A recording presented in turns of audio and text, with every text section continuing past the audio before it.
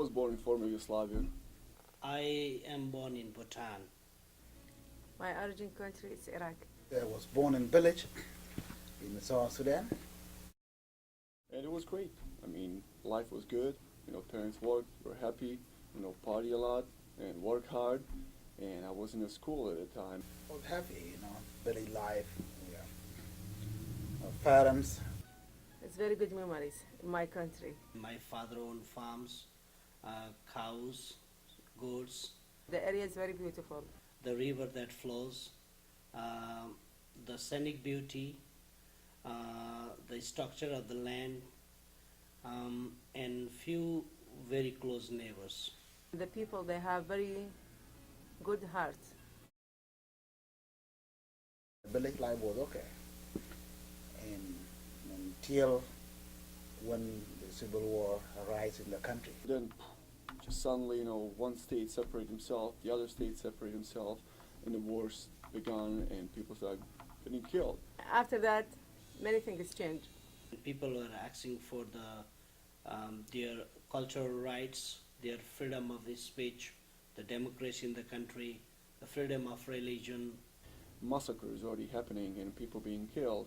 And my parents thought, oh, never it's going to happen here. This is oasis of peace, it's going to be all great, and not even a month later, a couple bridges blown up, windows, our house windows got blown out, and just refugees, flooding the city from neighborhood cities and villages, and it was just chaos. The government started killing the people, throwing into the river, putting them into the jail. Till then, I was a 15-year-old kid. I liked to play basketball, spend the entire day outside, and enjoy yourself, until next day you are a grown-up man.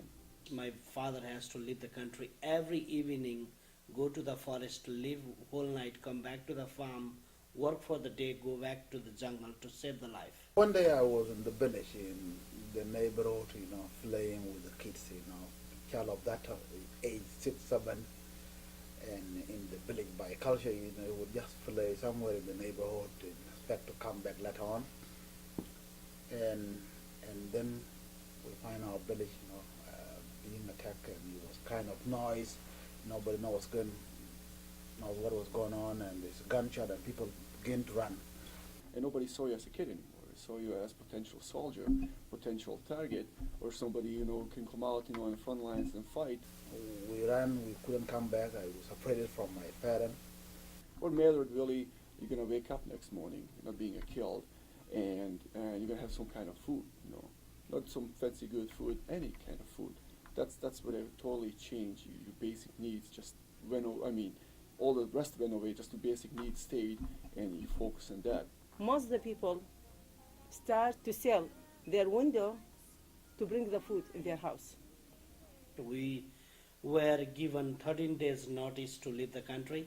We kept walking, and then we find ourselves in those camps, refugee camp.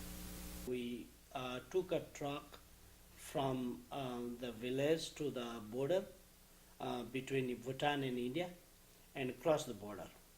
And from India and came to Nepal by the truck and ended up in the refugee camp.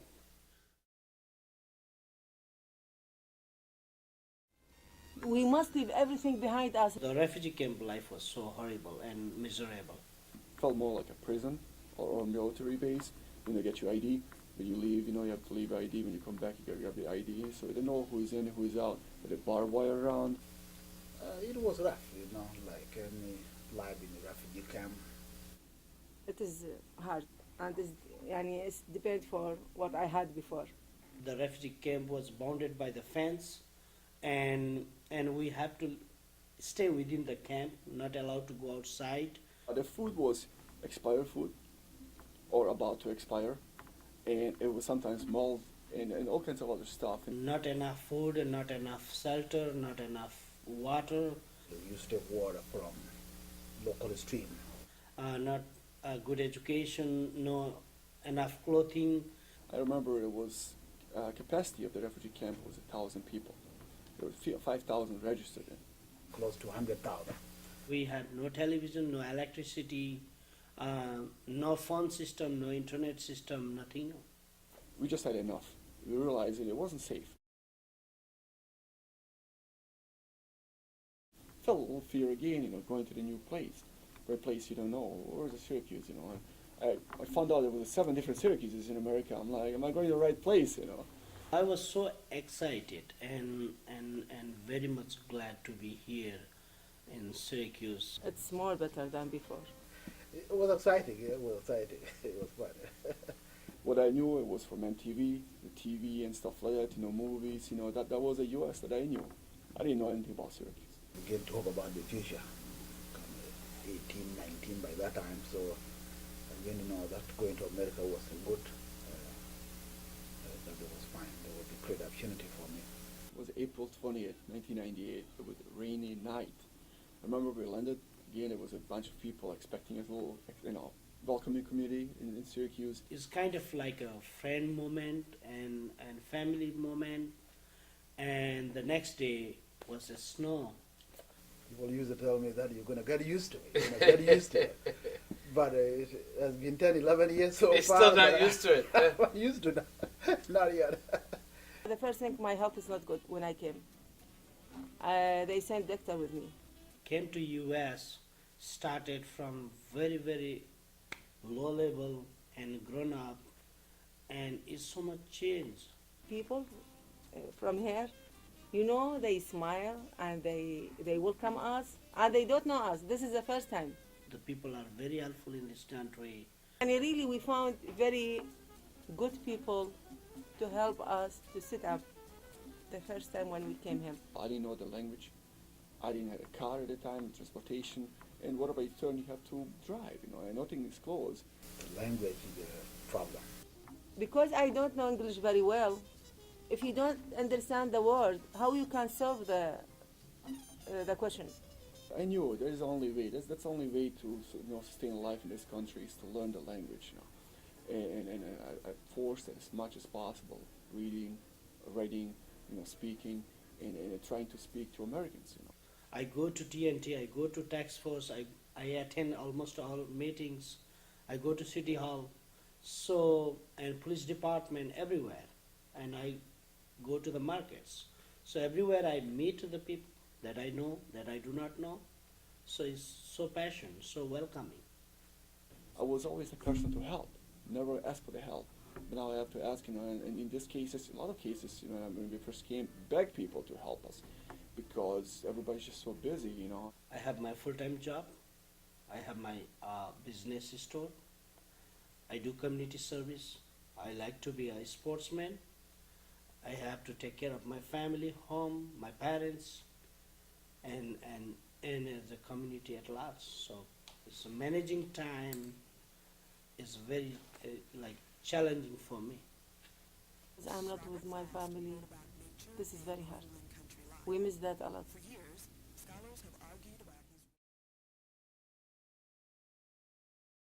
Like America is melting pot. Just look at us. Mostly the refugees come here with a new hope, with the thought of contributing to this community and be a successful man in this country. I appreciate everything. United States, they gave it to us, really. I feel very much American. Feel like home, yes. Life is good now. I can complain, on a house, and we got a couple cars, living that American dream. So much change. My heart changed, my feelings changed, my life changed from top to bottom, bottom to top, everywhere. It's not a thing, that will turn overnight. Today I speak Burmese, Chin, and tomorrow I speak English. It's a process. It's a growing process. It's a cultural process of learning the language, a culture of the language, that will take years and decades sometimes, for certain people, at different ages to learn that. To be patient and be persistent with the friendship.